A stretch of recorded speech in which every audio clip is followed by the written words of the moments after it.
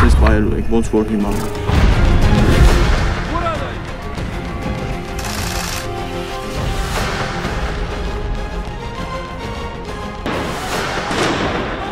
Измерения. Соседи Франции не понимают.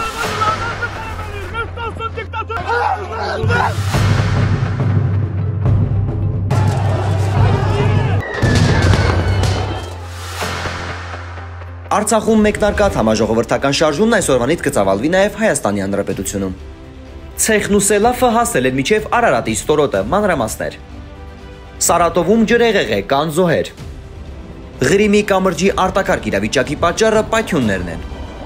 Ամերիկայի Միացյալ Նահանգները սպառում է զինամթերքի սեփական պաշարները, Սալիվան։ Պուտինը երեկոյան հանդիպում կանցկացնի Ղրիմի կամուրջի հետ կապված իրավիճակի շուրջ, Պեսկով։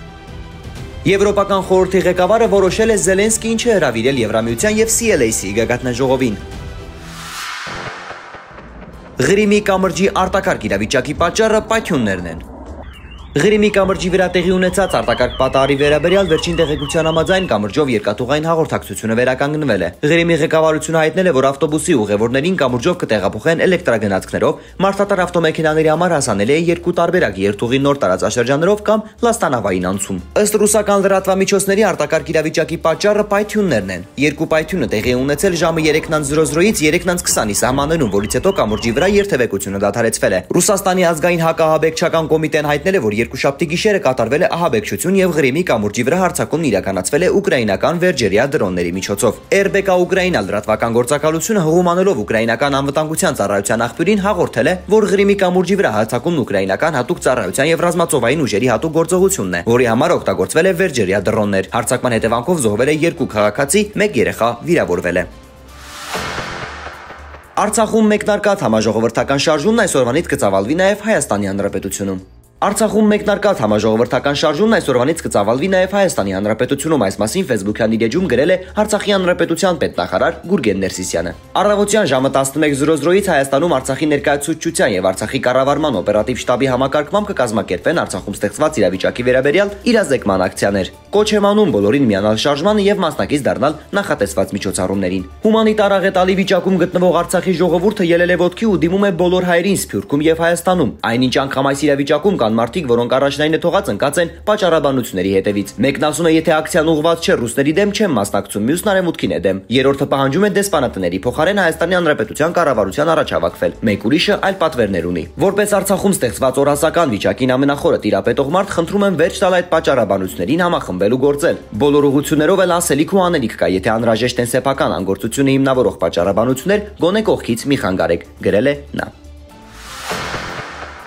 Ցեխն ու Սելավը հասել են մինչև Արարատի ստորոտը, մանրամասներ։ Ծայրահեղ շոկի պատճառով Արարատ լեռան հալված ձյունը հեղեղումների պատճառ է դարձել։ Ջրհեղեղի հետևանքով Ցեխն ու Սելավը հասել է մինչև լեռան ստորոտը։ Թուրքիայում վերջին տարիների ամենաշոկ ամիսներն են, թեև ջերմաստիճանի նոր ռեկորդներ են սպասվում, այս տարի եւս տեղի ունեցավ բնական իրադարձությունը, որն ամեն տարի կրկնվում է Արարատ լեռան շրջանում։ Ծայրահեղ շոկի հետևանքով առաջացած ձյան հալոցքը ջրհեղեղ է առաջացրել։ Այս մասին գրել է թուրքական լրատվամիջոցները։ Սարատովում ջրհեղեղ է, կան զոհեր։ Սարատովի մարզի Սոլյանկա գյուղում արտակարգ դրություն է մտցվել ջրհեղեղի պատճառով, որից արդեն տուժել է 183 մարդ, այս մասին հայտնել է տեղական Սարատով 24 Telegram ալիքը։ Հեռուստալիքի տվյալներով տուժածներից 18-ին տեղավորել են ժամանակավոր կացարաններում, մնացածը մնացել են հարազատների մոտ։ Հորդարատ անձրևներից հետո գյուղում 100 տուն ջրի տակ է անցել, որոնցից 50-ն ամբողջությամբ ջրի տակ է անցել, հայտնել է հեռուստալիքը։ Ավելի վաղ Օզինսկի շրջանում տեղի ունեցած ջրհեղեղի պատճառով Սարատովի մարզում տարանվել են 45 մարդ, այդ թվում 9 երեխա։ Տուժել են մի քանի քաղաքներ։ Պուտինը երեկոյան հանդիպում կանցկացնի Ղրիմի կամուրջի հետ կապված իրավիճակի շուրջ, Պեսկով։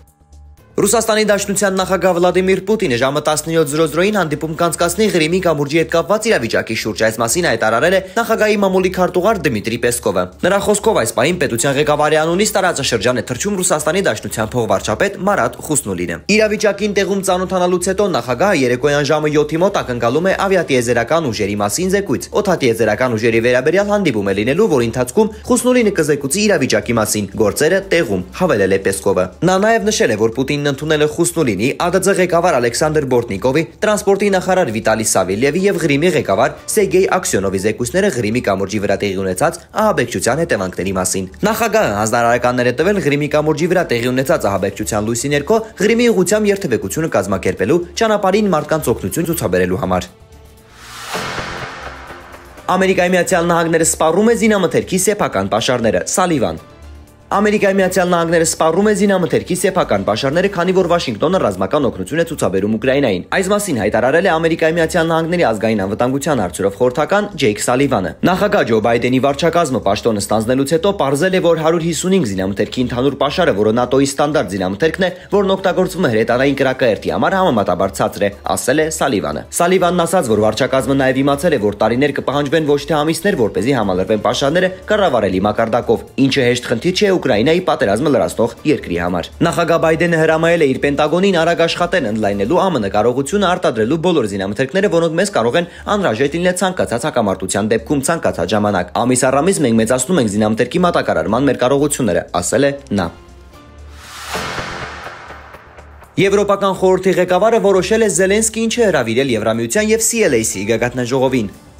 Եվրոպական խորհրդի ղեկավար Շարլ Միշելը որոշել է Վլադիմիր Զելենսկին չհրավիրել Եվրամիության եւ Լատինական Ամերիկայի եւ Կարիբյան ավազանի երկրների համայնքի գագաթնաժողովին։ Ինչպես տեղեկացնում է Reporter, այս մասին երկուշաբթի հայտնել է իսպանական Vanguardia թերթը։ Եվրամիության եւ CLAC-ի երրորդ գագաթնաժողովը կանցկացվի հուլիսի 17-ից 18-ը Բրյուսելում առանց Զելենսկու մասնակցության, ով սկզբում հրավիրվել էր գագաթնաժողովին, ապա մտափոխվել։ Չնայած Վլադիմիր Զելենսկին խնդրել էր ինչ-որ կերպ մասնակցել գագաթնաժողովին, գագաթնաժողովի հյուրընկալող Եվրոպական խորհրդի ղեկավար Շարլ Միշելը եկել է այն եզրակացության, որ ավելի լավ է նրան չհրավիրել, հայտնել է հրատարակությունը։ Ինչպես նշում է թերթը, վկայակոչելով անանուն եվրոպացի դիվանագետներին, Ուկրաինան ակնառու տեղ կզբաղեցնի առաջնորդների քննարկումներում, օրինակ պարենային անվտանգության հարցերում։ Գագաթնաժողովը հնարավորություն կընձեռնի լսելու Լատինական Ամերիկայի եւ Կարիբյան ավազանի մեր գործընկերներին, թե ինչպես վերջ տալ հակամարտությանը, մեջբերել են հրապարակման անանուն պաշտոնյաները։